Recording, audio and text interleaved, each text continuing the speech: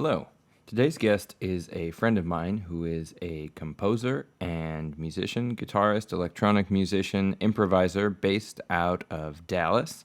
His name is Jordan Watson, and our conversation on this episode talks about life as a performing musician, both inside and outside of academic culture, and what it means to traverse both of those worlds and to exist with sort of a foot in each of those worlds.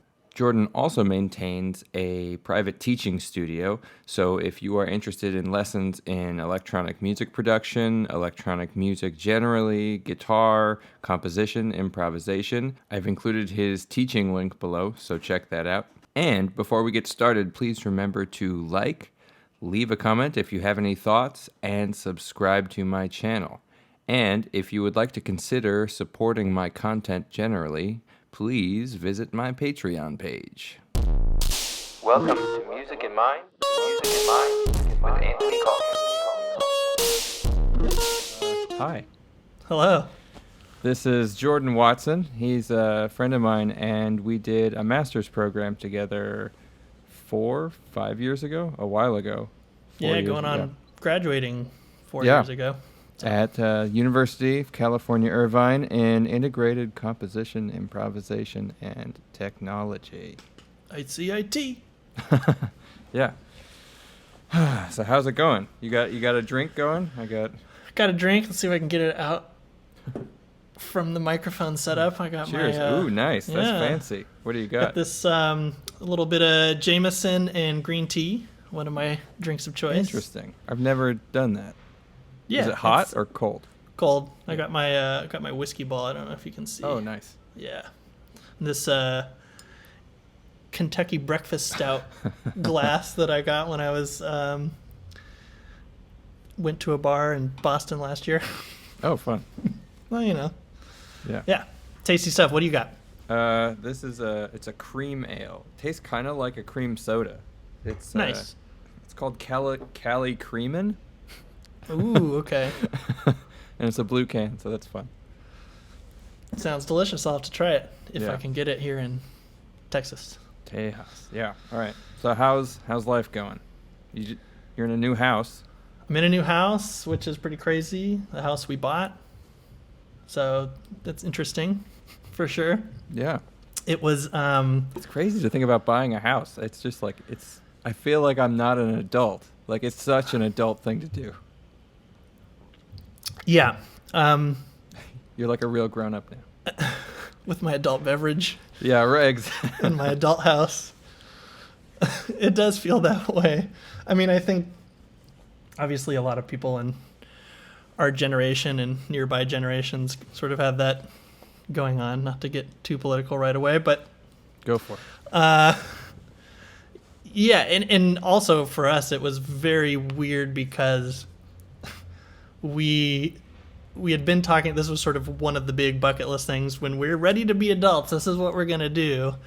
And we knew, when Christina got the job down here in Texas and we moved down here in July or August of 2018, okay, probably going to get a house soon-ish. Housing market is good in Dallas, so we'll see how it goes. A lot of her colleagues pretty much got houses within the first year of living here. It's amazing. But one thing we didn't really think is a lot of her colleagues had spouses who were working full-time. And so with me being this freelancing house husband, so to speak.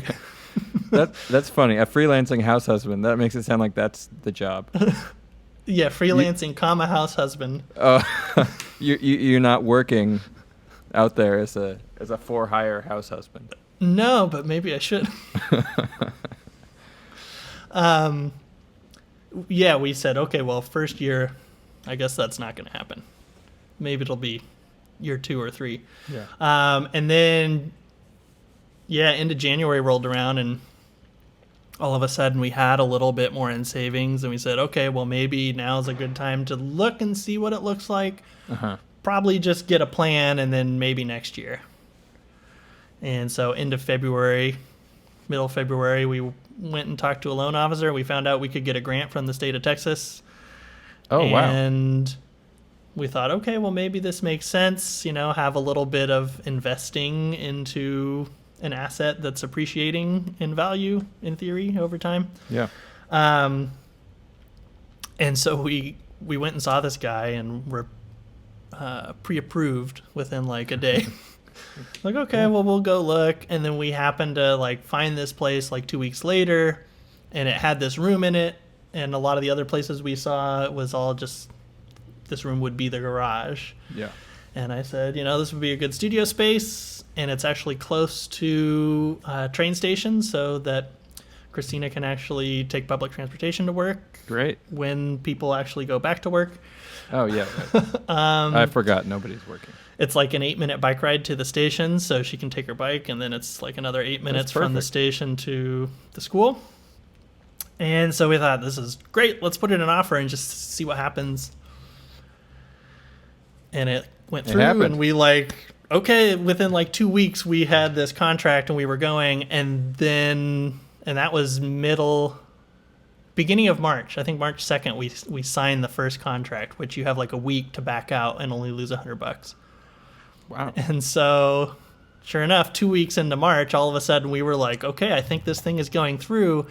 And everything with Corona really flares up, and the economy starts actually tanking, and our interest rate jumped. Oh. Luckily, not too crazy. It's actually better off than it was last year still. So we had this, long story short, this long period of like 2 weeks of like you were saying, is this crazy? I know we want to be adults here. But being in a house right now, I feel like is good.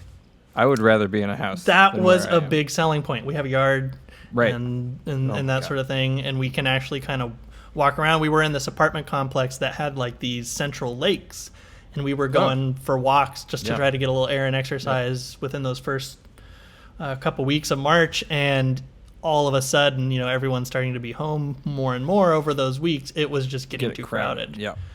So here, so far, we can like walk around multiple blocks. There's like a park. They took the basketball hoops down and stuff, but you can kind of at least meander and be away from people. So. Yeah, I mean, I go on runs every day, but all the parks are closed. So, although they did some reopened, but I was just running like around this big parking lot, this empty parking lot. I would just go around. Nice. So, I don't know. Yeah. Kind of weird. So, yeah, definitely weird being in a house, but great at the same time. I mean, the space looks awesome. Yeah, thanks. It's still what are those guitars? Is there a classical there, too? There is. Oh, come on. I'm going to have to get up here. For those just listening, he's got 3 guitars behind him. So I was just asking. So this is nice. Way out of tune. Not that really out of tune, old though. strains, not that out of tune, but super old strains. I don't think I've changed these since undergrad. Okay. When I was have I seen this one before? Have I played it? Maybe. It's an old Guild Mark IV from the 60s. Oh, okay. And it's the top is pear wood. Which is kind of interesting. I got it at a pawn shop for like $1,000, and it's definitely not as nice as like a lot of the classical guitars that serious classical guitarists and serious classical guitar departments are playing on. But it sounded a lot better than the piece of junk I had originally, and I liked the pear wood aspect. It's funny with classical instruments, because I feel like people who don't play in the classical and or jazz world have no sense for how much nice instruments cost. Yeah. Because like a nice electric guitar will be several thousand, but a nice classical guitar could be 15,000. Like it's a whole other world. Exactly. So yeah, that is definitely on the lower end of that world, because I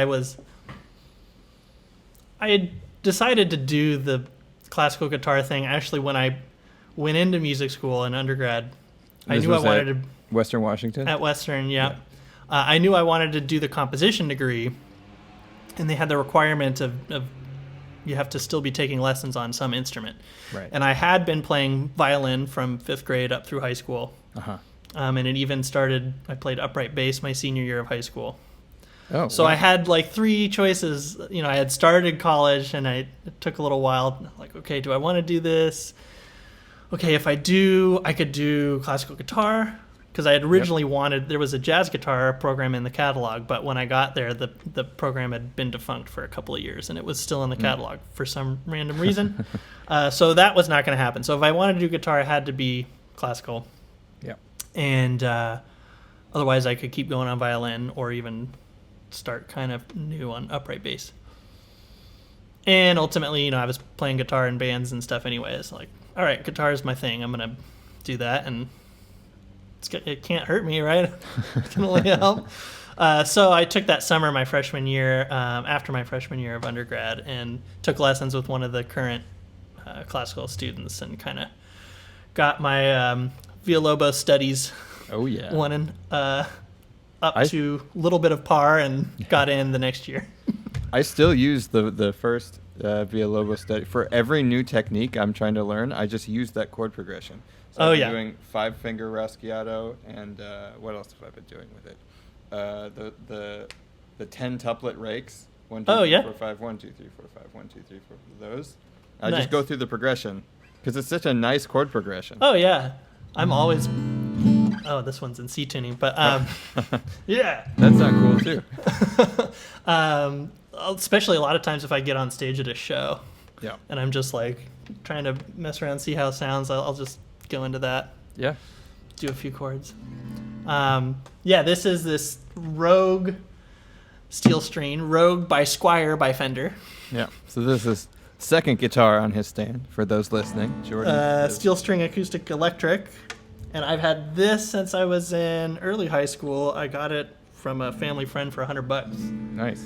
And so it's not a great guitar really, except it has like the perfect action for an acoustic guitar. Great. And it doesn't sound all that bad. It doesn't sound amazing. But like you can get an okay sound out of it, and it's got a pickup. Yeah. Years ago in great. high school, I don't know if you can see the bottom there. Ooh, ouch. My brother dropped it off a trash can, and it hit the cement. So now there's a crack. Little beat up. Yeah, but that's good. My classical looks really weird because it's got these weird wood stains on it. Oh yeah, I don't know if I saw that. I did. It was there. I can show you. I can show you. This is great for those listening. Yes.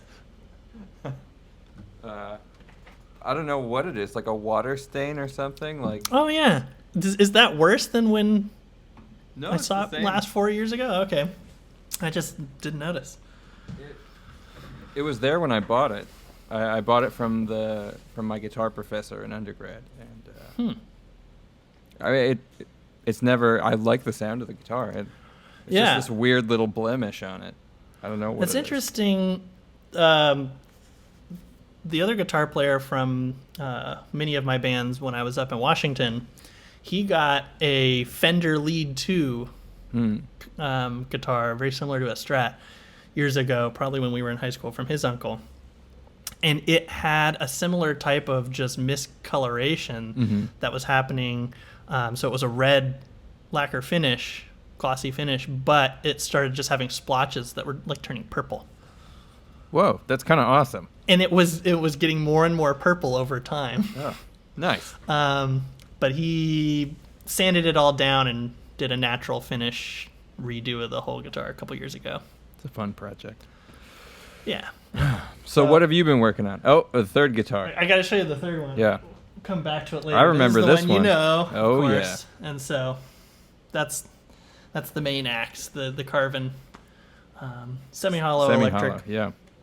With an acoustic pickup in the bridge. That's cool. So, even though I know you know that one, if anyone's actually watching this video. Hey, the last one got like 16 views. 3 guitars, but they only talked about 2. It's a good mix. Yeah, I think it works. It's what you need: electric, Everything steel string, nylon. Yeah. Man, I feel like I need so many guitars. I bought a hollow body arch top last year, and Nice. a new banjo, and yeah, and now I feel like I need a Strat and a Tele, because like, I mean, maybe not now, because I don't think performing is ever coming back, but Maybe, yeah. yeah, but I was playing shows that would specifically call for a Strat or a Tele, and I'd be like, damn, all I have is a Les Paul. That's pretty different. Yeah. Yeah, I could see that. I was gonna say, I've never been the type to really be like, I need another guitar. Once I got that Carvin. Yeah, I was wasn't pretty much- either. I'm like super not a gearhead, and like I've had to become one because of my Yeah, and gear. I was gonna say that's what it seems like, is if you're really gigging in that way, Yeah. that makes sense. It's this thing where like if there isn't another guitar player in the pit, it's usually fine. And every time I see it say Strat, I'm like, oh, this isn't. I know that this isn't sounding quite right. But if Yeah. I'm playing with another guitar player, I'm like really embarrassed. Well, could you get coil taps installed on your Les Paul? Probably. Because that's the thing. Once I got this Carvin, since it has the coil taps, I feel like I can get that if I need to. Yeah, that sound. It's not exact, but Does it have humbuckers also? it's a 2 humbucker guitar. Okay. But the electronics are wired so that you can flip a switch for each humbucker to flip it to single coil. Oh, okay. Mm-hmm. So And then it also has a third switch, which is a phase switch. I remember And that. Yeah. So you can flip it to kind of get that out of phase sound of like the Strat, Yeah. that in between the neck and the And bridge, it's or the neck and the semi-hollow, middle. so you could also get like a Freddie Green sound or something out of it too. Kind of, yeah. Kind of. Although it is much thinner than a full hollow body, and Yeah. it is semi. But yeah, you can get there. It is pretty versatile. Yeah. The only thing I think I've played some newer Carvins.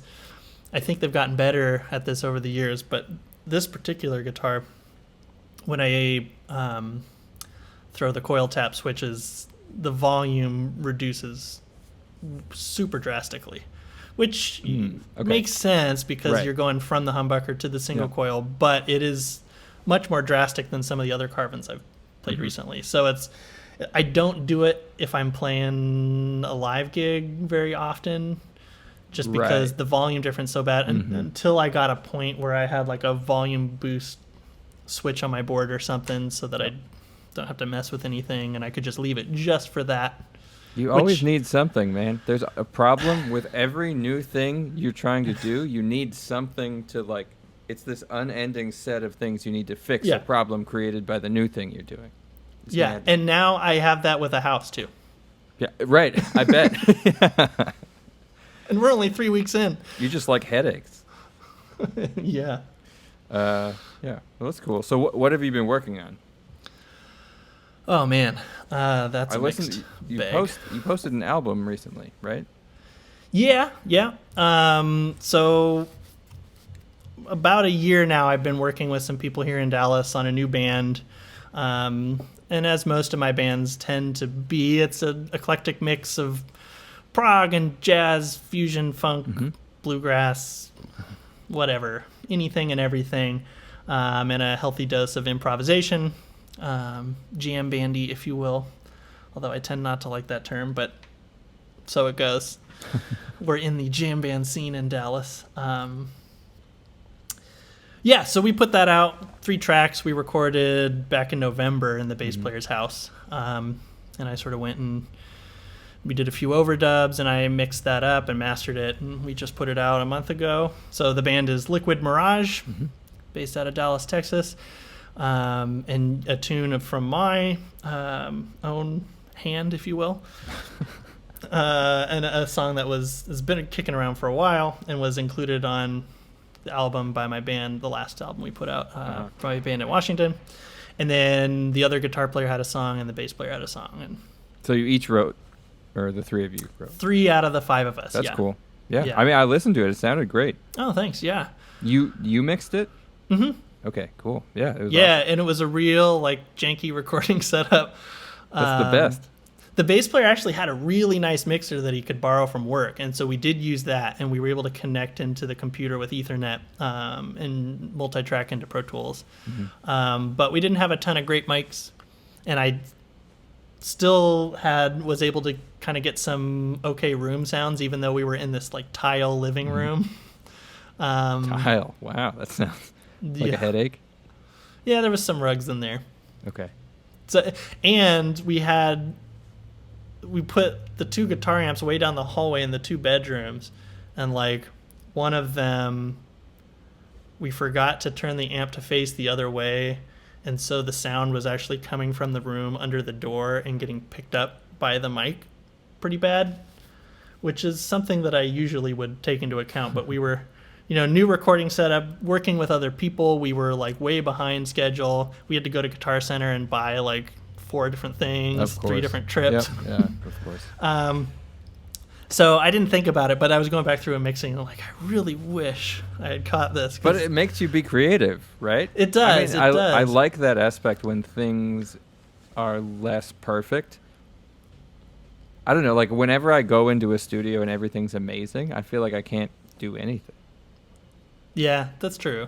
It is nice having the like, well, this is where we practice and this is where we record, and Yep. it didn't feel any different. Mm-hmm. So we did all the takes, as I tend to do when I record my bands in this way. We do them all playing at the same time for the most part. Mm-hmm. Did a lot more overdubbing in that album that I did with my Washington band, but this one, it was just everyone, no clicks, no nothing, just Great. 4 takes a song, and we kind of picked the best take, maybe spliced a few spots if it was off on some of them. But yeah, I think you're right. It really just, however it was, it worked out for the best and felt good. Mm-hmm.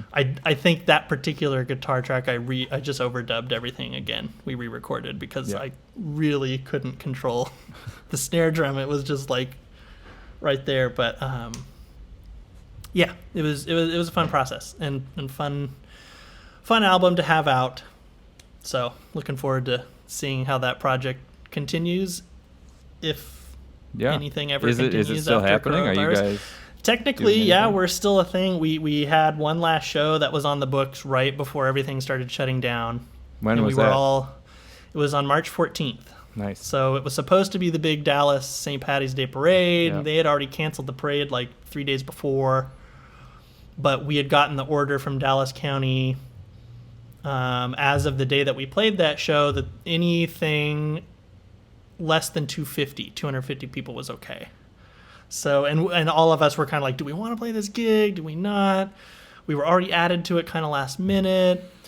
And ultimately, more people decided to do it. So, we went, of course. and we brought the disinfecting wipes, wiped on the microphones, and did what we needed to do. And that was the last thing we did. And we're sort of still in touch with each other, and just sometime we'll start practicing again and hope that live music's coming back next year. But who knows? Man, I don't know. Yeah, my last gig was March 12th or 13th, I think. Okay, so yeah. And it was so weird. It was a production of Sister Act, the musical, to an empty theater. No one there. Nope. Was it only like one performance, or was it a couple performances and the audience just kept getting smaller and smaller? No, it was just one. It was like, it was out in Rancho Cucamonga, so San Bernardino County had just issued that no crowds over 10 or something, or 50. Yeah. I don't remember, but basically it was like not legal to have an audience there. And so we just did a recording, and they like uploaded it online or something. But it was just like, it felt so strange to play a musical with no crowd reaction. So like, we'd get to the end of Act 1. And very obviously not be in rehearsal. Right, exactly. It was the weirdest feeling. Like, we get to the end of the whole show, and there's no applause. We play like the exit music, the bows. And it's like, wow, this is like so strange. And then we're just like, okay, I guess we go home now. Yeah, that would be weird. I hadn't had to do anything like that, at least relating to the coronavirus so far. And I'm imagining I won't have to do that again. But I sort of feel like things will probably start coming back, and then we'll probably have a series of 2-3 week shutdowns again. Yep. A few of them. But I think things like band performances, like outdoor gigs and stuff, I think stuff like that might come back the end of this year. Who knows? Yeah. But musicals, theater productions, anything like that. Who's going to go and sit in a big theater with tons of other people? Like, even if it opened tomorrow, how many people would go? Nobody. Well, that's the big thing here in Texas. We're one of the go. southern states that are opening everything. We're not quite as on top of it as Georgia. Right. As I heard you talking in the last podcast with Richard. But we're pretty on it. So everyone's forcing, well, not forcing, but there's a lot of people trying to reopen.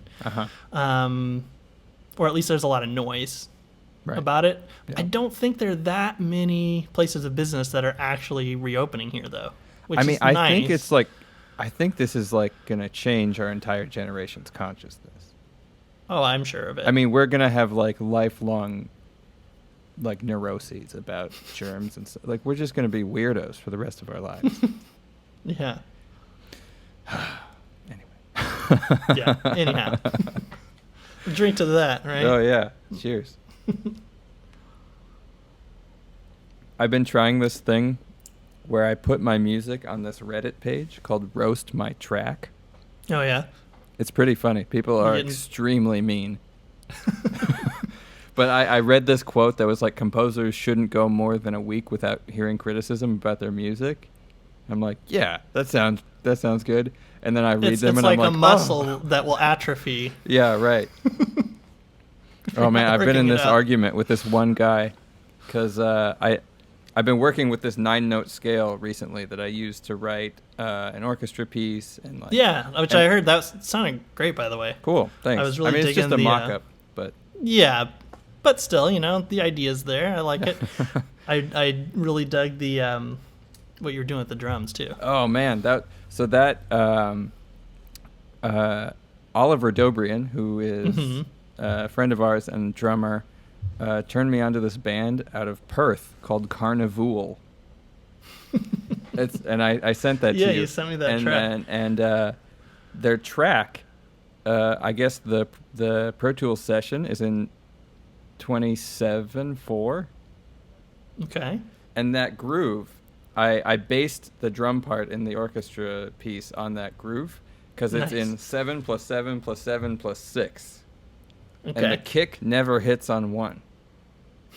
So to add to the complication. But it feels so groovy. It rocks so hard, and it's like so off kilter, but it's not. It's like right there, and I love that combination. Well, and I was thinking too when I was listening through that your piece.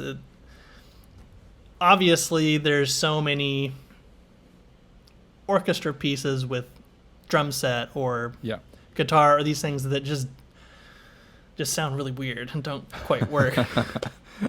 But it was really interesting to especially to have sort of the sections surrounding it. Right. Just have whatever percussion there was in there be a little bit more traditional. And then and it had a good transition in and out of it. And it just, for whatever reason, probably that reason, it worked a lot better than a lot of those other I drum hope, set and orchestra. I hope so. Yeah, I'd like to hear it. I submitted it to the Kaleidoscope call for nice. Score, so we'll see. It'd be fun. It'd be fun to hear it. But definitely. Well, I hope they pick it up. I submitted to them last year. Nice. And I actually, when I first moved down here last year, I guess now it's getting close to 2 years ago, but fall of 2018, I spent like a month. To Dallas, you mean? Yeah, to Dallas. I spent a month really just I think I did 3 or 4 electronic pieces.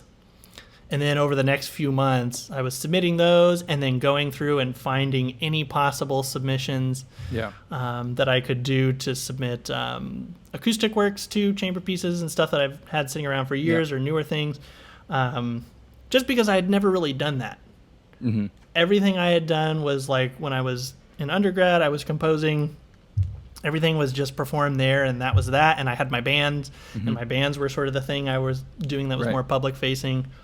And then I moved to LA, and sort of everything fell by the wayside. I had to get a job, and we have no money. And And then, okay, I'm going to grad school. So we go to UCI, and I was doing that. And obviously, okay, now I have some room to do this again. And when I get out of school this time, I'm really going to hit it. Well, then we moved back to Bellingham. Right. And had to figure out money again. And so it was another 2 years. And I was really trying hard to do more freelancing there, because I knew we were probably going to be moving within anywhere from a year to 5 years or so. And I wanted to have a little bit of a leg up in teaching lessons and doing some things for myself, because I just was tired of going and working for companies and stuff. and I'm sure everyone is. Yep. But so I really was trying to do that, and as such, hit the same thing right afterwards. It's like not much was going on. But I did have the band again, right? So that was cool. And so then when I moved to Dallas, it was like, okay, no band right now. Uh-huh. I'm freelancing.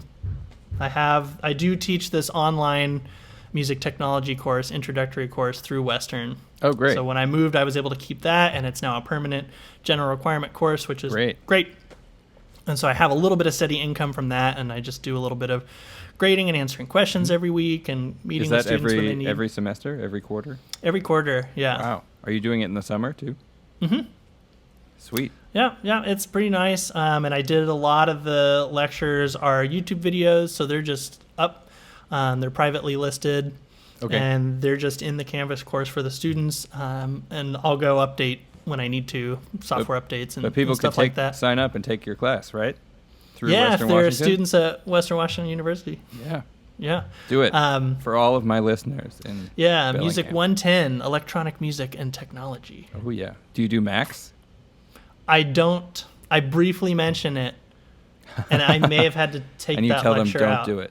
Oh, you had to. Sounds like a conspiracy to me. Well, I kind of designed it as a little bit of a hybrid with the class that co-taught at UCI that I TA'd for, right. And the class that I took. Kojiro Umasaki at UCI. Yep. And the class that I took from Bruce Hamilton at Western. And I kind of had all these ideas of all the things, because I really wanted to sort of go through the history kind of decade by decade to some extent. The earlier stuff I kind of lump together a little bit, and the later stuff as well. So I wanted to have the history in there. Cool. And I wanted to have the hands-on, let's try to make something in a DAW.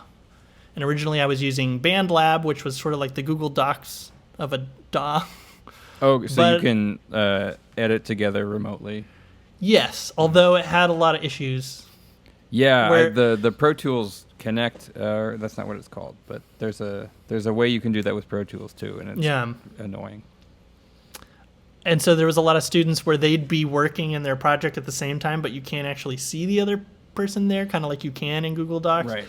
So then they'd like do all this work, and then the project would fork, and you'd get all these forked versions of it, and then my stuff was in there when I recorded it, and it was a headache. So I moved over to Reaper, which is nice. It's a low cost DAW, $60 I think for the license, which is nothing for students, and you can kind of get around that if you need to.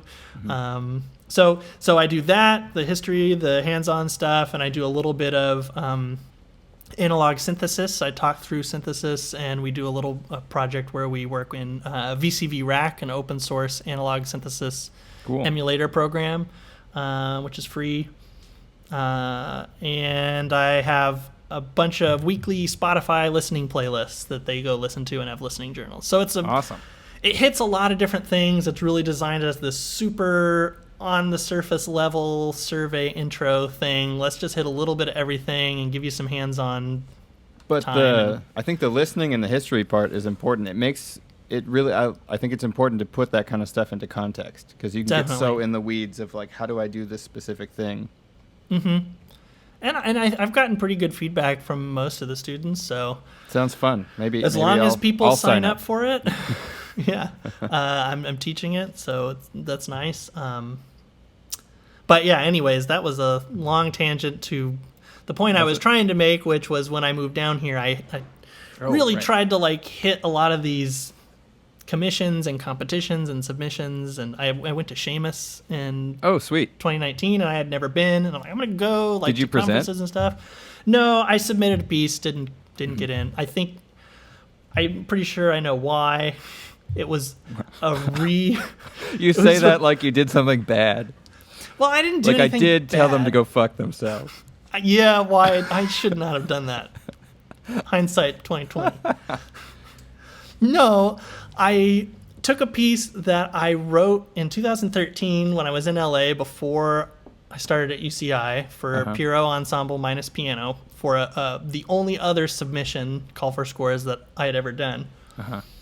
And it didn't get picked up there.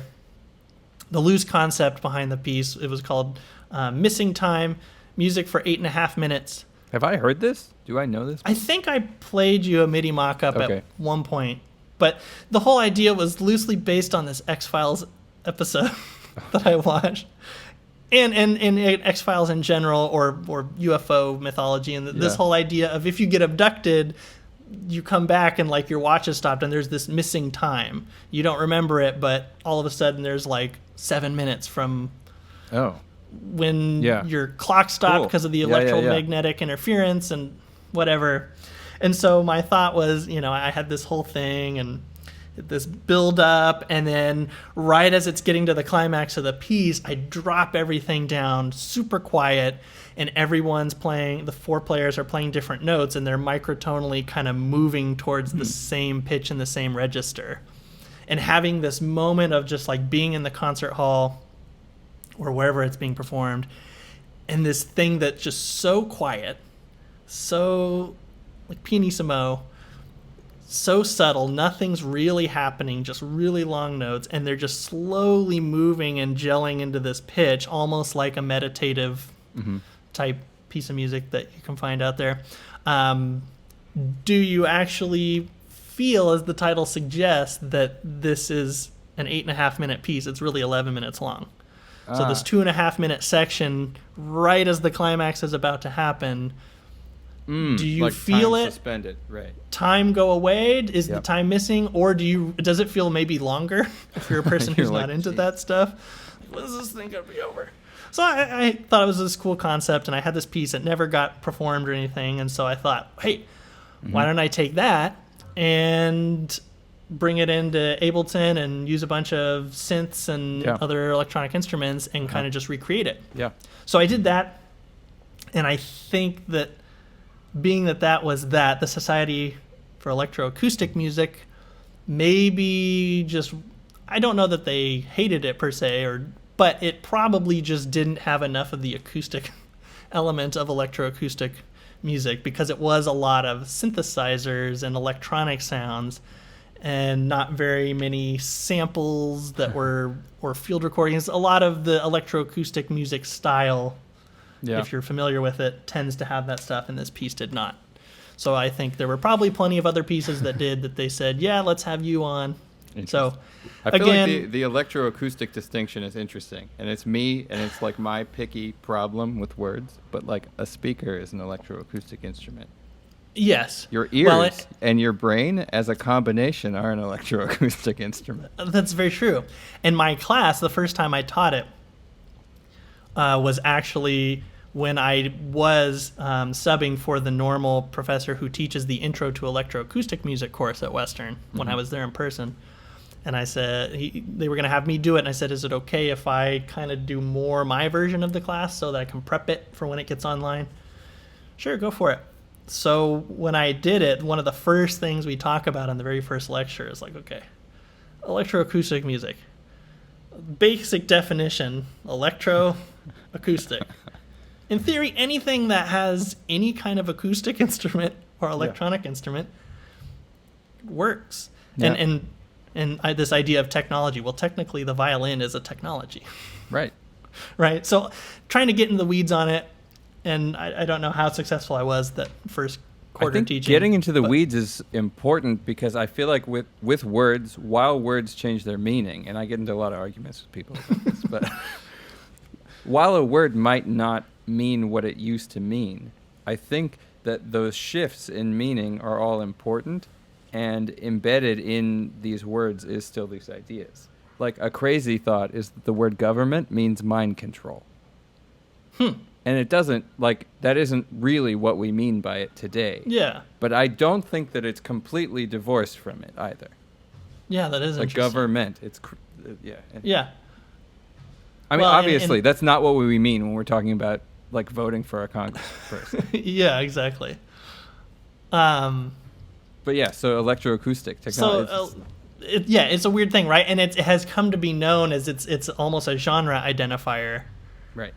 But not really, also, because you go to an electroacoustic music conference or you listen to an electroacoustic music compilation on CD. On CD. No, probably on YouTube. But I feel like you could argue that anything you right, hear is acoustic in some way. If you can hear it, it's acoustic. And then if it's being produced by a computer, it's electroacoustic.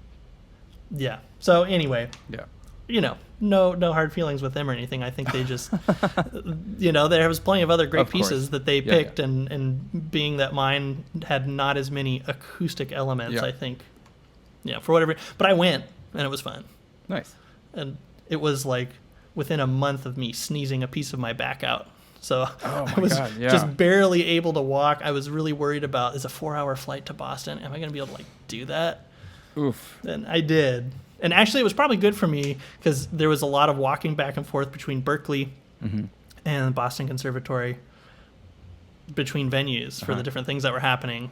And the first day, I was like really hobbling and going kind of slow. By the third day, I was like, hey, I'm kind of like actually walking. That's better. Great.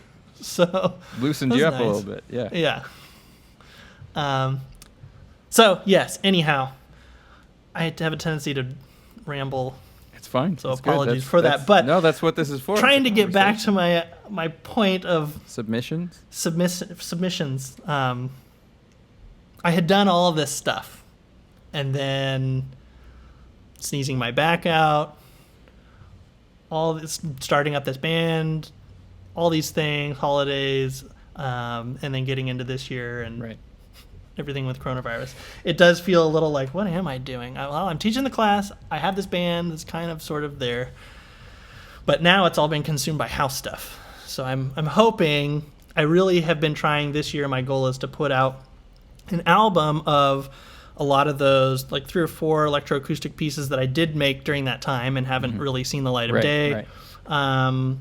Pieces like that Missing Time piece is one of them. There was, do you remember that the duo pieces we wrote in Creative Practices in ICIT? So the piece I wrote, which was like this bluegrass chamber music I remember fusion that. thing. Yeah. You know, the performances they gave weren't bad, but they could have been better. And so I only have a MIDI version of it currently. So I want to try to maybe go, and I was thinking I might just take a bunch of samples of different notes on violin and piano and just build a collage of just random samples to play the piece. We'll see how it goes. Maybe it's not very good, but that could be cool. Though. I wanted to see if I could maybe find a violinist and pianist where Christina's working, but it hasn't happened. So there might be some like commission calls out there. Sometimes there are. Chamber ensembles call for. Yeah, well, and that's the thing. I think I did submit that one to one of those things because I did going back. It was Kaleidoscope because I did that one last year too, and nothing came through. But it is nothing weird. Ever comes through for me either. I submit all the time, and I just get perpetual no's. It's fun. Yeah. Well, it is a little weird, kind of. And there are a lot of us out there for sure, but being in this weird situation of like straddling one foot in kind of academic, serious art music world and pop rock gigging, making a living world. And even within those worlds, there's like, okay, so a couple years ago, I was tech director for a Microtonal Adventures Festival at Western. So it was this Microtonal 3 days. Yeah, two or 3 days of microtonal music and lectures and stuff. And lectures. Me and Todd, the other guitar player from my Washington bands, we did this piece, which was mostly improvised, but I built this patch so that I could pitch track our guitars and pitch shift to different equal divisions of the octave. You posted this online, right? Yeah, a little while back. This. Yeah.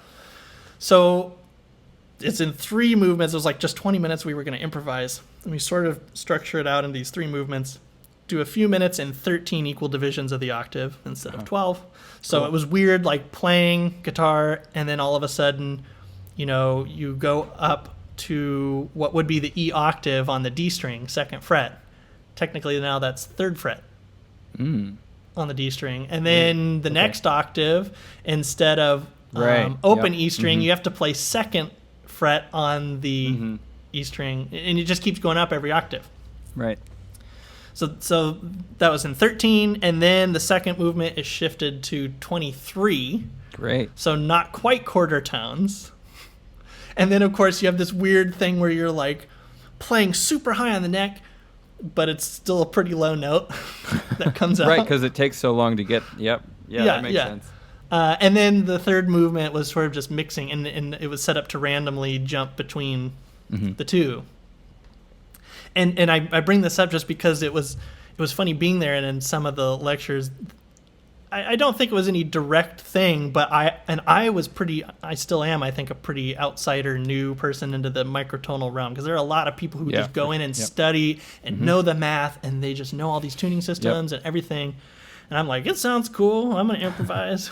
So we had performed at the end of the first night, and then some of these lectures the next day, I heard some people talking about, like, well, there are these tuning systems that everyone kind of just knows don't sound good, like 13 EDO. Oh, no.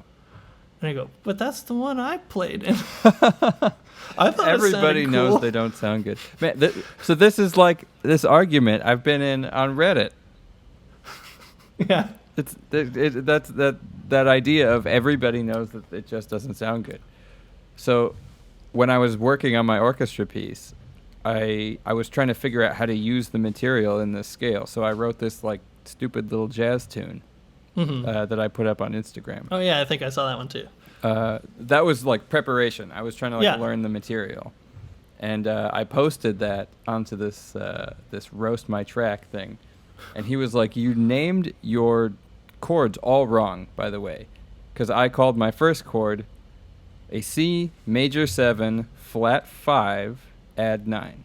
That was important to me. It's not a sharp 11 because it has a G flat and it does not have a G. Yeah. And add 9 because I only want I want it to have a 9, but I don't want to add other extensions. Whatever. It was just what I wanted. And this is like in the weeds, and only music theory nerds will understand this.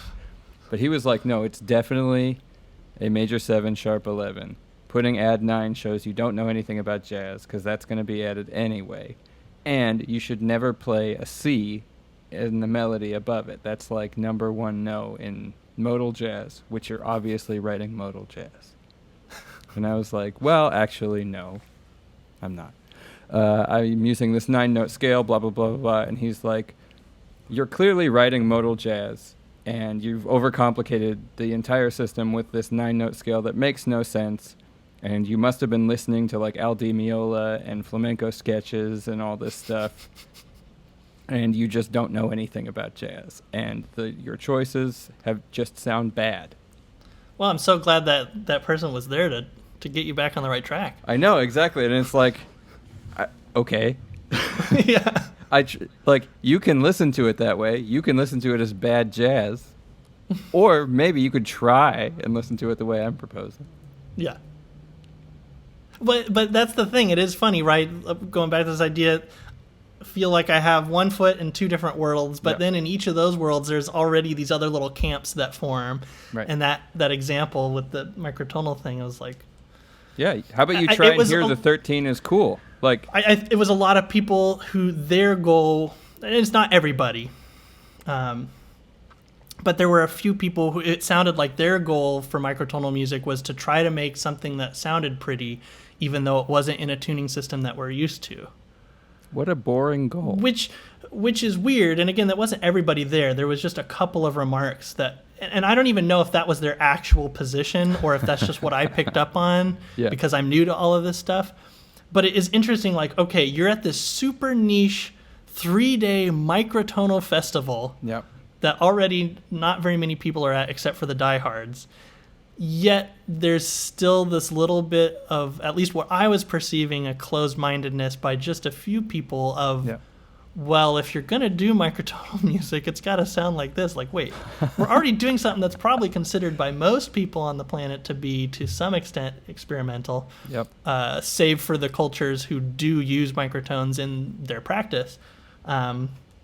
So me going and playing in 13 or 23, which is considered some of the worst sounding equal division of the octave scales. Okay. I don't know. I thought it sounded cool. Yeah. And other people did too. So again, it's not knocking on anyone else, but it's just this weird feeling. My whole being has just always been this whole eclectic fusion of anything and everything. And so it does feel weird, going back to your point of sending this stuff out to submissions and you just never hear back. You go, all right, well, I'm going to keep making it because I like it. So yeah, I mean, hopefully. Actually, one last thing, and then maybe we can play a little bit to close this out. But kind of going off that, where do you feel like your relationship is in terms of an audience? Do you care how an audience perceives your music?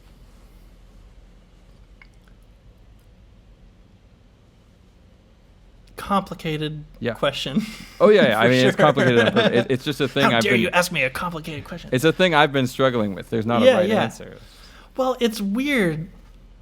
I think for so many years, going back to being a kid, when I was maybe probably starting around middle school and definitely in high school, once I did start my own band and once I heard Frank Zappa and my mind got blown and I saw that there were all these other things out there, I have just for years over and over in my head, I don't care what anyone thinks. I'm making what I'm making, and there'll be people who like it, there'll be people who don't like it. Right. Whatever. I'm just going to do it. You're just being you. Yeah.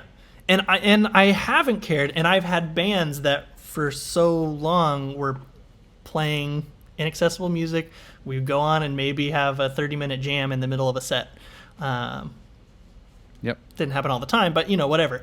And my thought was always, especially in that context of being in the band and improvising, I always felt like even if people couldn't totally understand exactly what was happening, they could be brought into the situation, so to speak, just by the group on stage connecting and having an actual connection that is maybe physically visible just by the body language and is intangibly just present and coming from the stage out to the audience and sort of enveloping them and bringing them into the process, which I think was all in all a huge part of what my master's concert was at UCI. To some extent.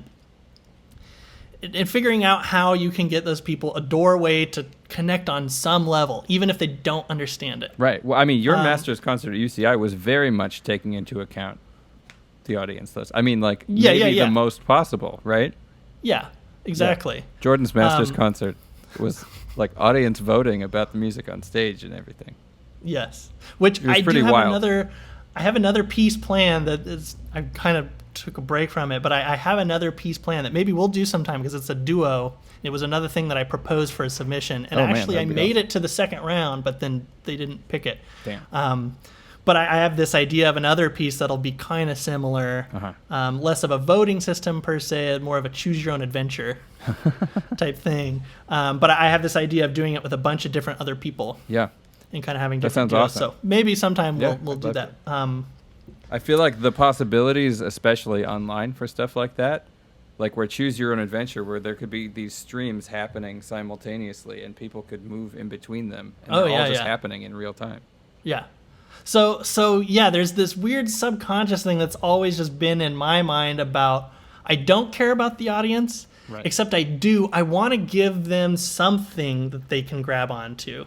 Yep. Even if they don't understand 99.9% of it, if they can get in somewhere and one thing is, oh, that was cool. Well, what if it's the 13 tones and they hate that? So that's the one thing, and they're going to be like, damn, 13 tones. And then they've understood something about your piece. Yeah, maybe. And that works for me. Although I have to say there were a number of positive reactions after that performance. Nice. One person who's a fairly well-known guitar player in the microtonal community came up to us. Was like, I've never heard alien sounds like that before in my life. And he plays guitar, and he does a lot of stuff with effects, and so that was a nice compliment, like between whatever we were doing on our pedals and putting it into the computer.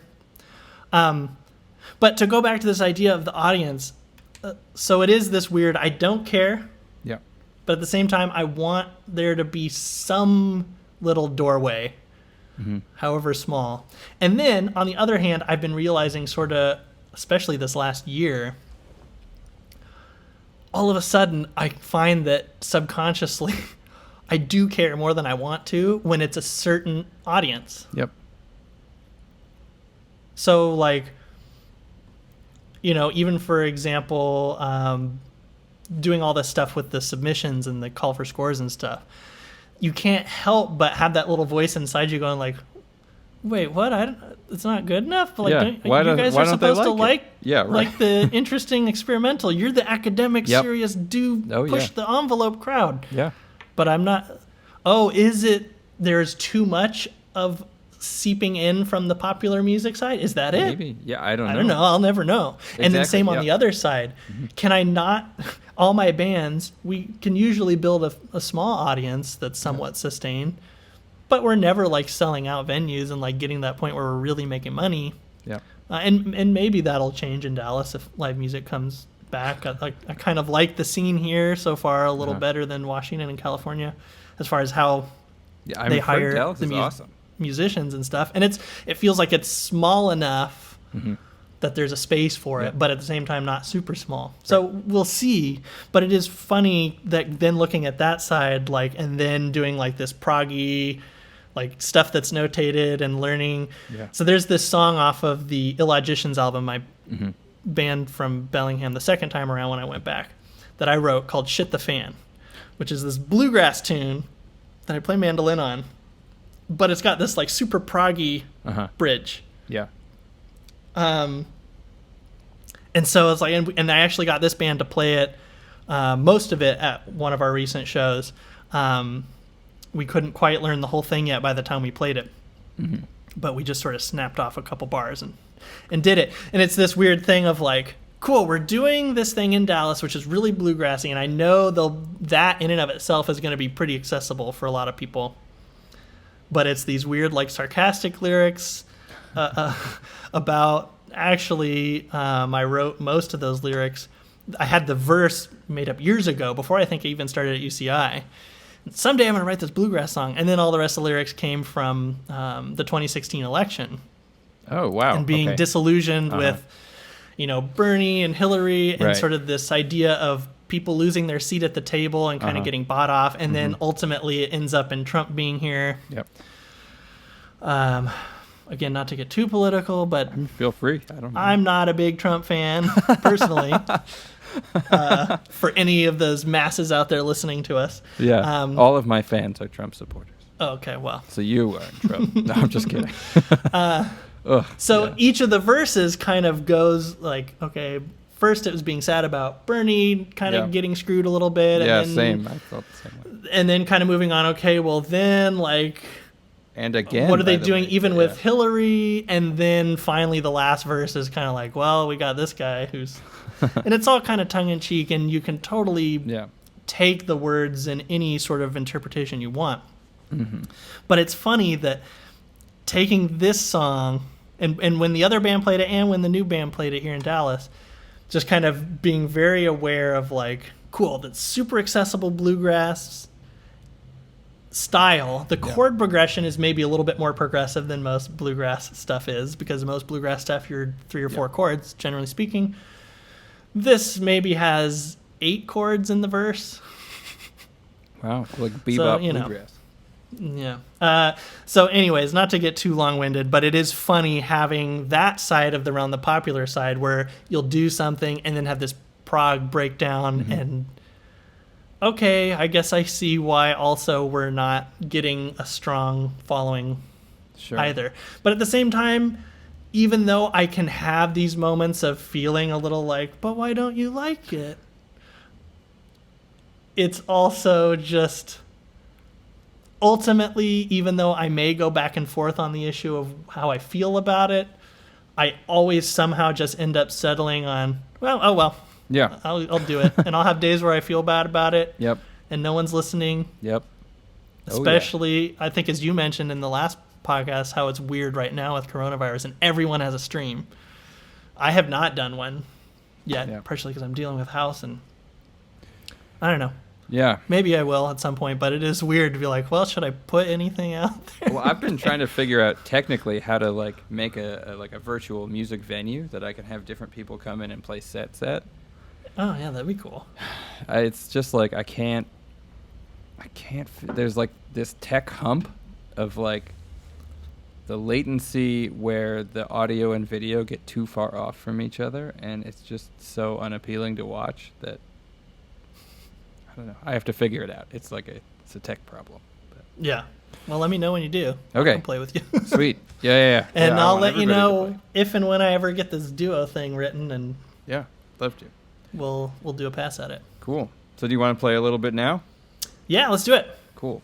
I was gonna go on my classical. Are you gonna do electric? Yeah, I think I'll do a few things with some pedals and stuff. Sweet. Tune it to 13, dude.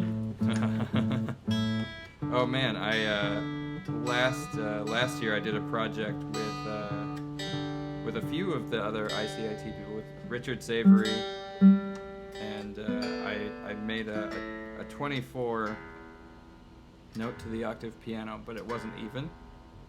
Okay, yeah. And then I Nice. Redid the first Bach 2-part invention. Oh, okay. Was that on your YouTube? Yeah, I think so. Yeah. It's pretty weird. When I was looking through the last couple days after I saw the orchestra piece go up, I saw that up there. I haven't listened to it yet. It's weird. It's short. So I will listen to it. Richard, who else was on it? I think Molly Jones and Anna Savory, and then 2 other people from Georgia Tech who I don't know. Oh, okay. I don't remember them. I'm sorry. I should know their names, actually. It's pretty shitty of me not to be. Yeah, actually, that Illogicians album from Bellingham has Richard and Molly on one sweet. track. I had a trumpet player come in there and record, then I sent it out to them, and Richard's in Georgia, Molly was in Detroit at the time. So it was kind of interesting to mix together a track of all that stuff in their different rooms, and I think I did okay. It sounds kind of like they're in the same room.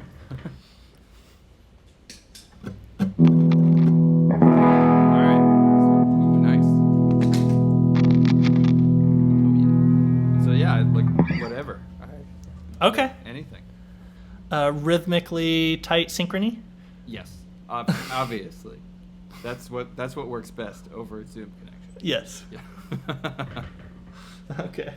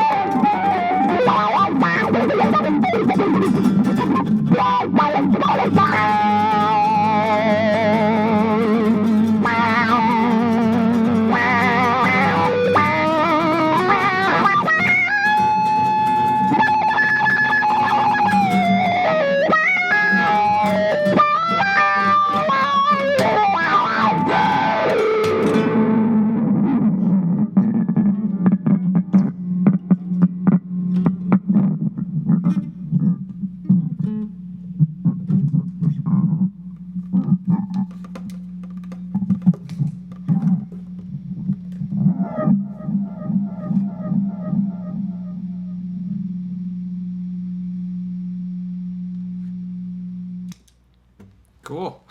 Nice. That was crazy. Yeah. Well, you know how it goes with the clicks and the Oh, yeah. pedals. I haven't played something that weird in a long time.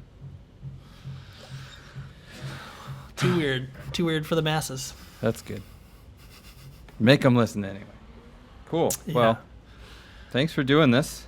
Yeah, thanks for having me. Yeah. We should catch up more often. I know I have a tendency sometimes to hermit away, and Yeah. I'm bad with social media, so... But this is good. I think the podcast makes me, it forces me to talk to people. So. Yeah. Well, and I was going to say, I think coronavirus is generally doing the same for me, so... So where can people go to find your stuff? Oh, a billion places. Okay. The Liquid Mirage album, liquidmirage.bandcamp.com. Cool. Illogicians.bandcamp.com. Particularly the album Mark the Time is the one that I spent a year working on. The first album they recorded while I was still in California. So those are the two things that I've mentioned so far. I've got a ton of stuff on YouTube.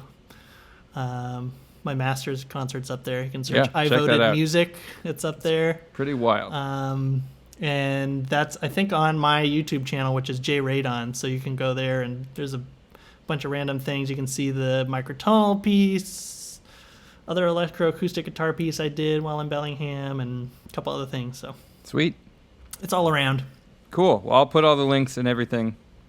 All right. Awesome. Yeah, Thanks, man. thanks. Thank you. Thanks for listening or watching, depending on whether you are watching on YouTube or listening to the podcast stream. Remember to leave a comment if you have any thoughts, and subscribe to my channel. And if you would like to support my content generally, please consider visiting my Patreon page. Thanks. Bye.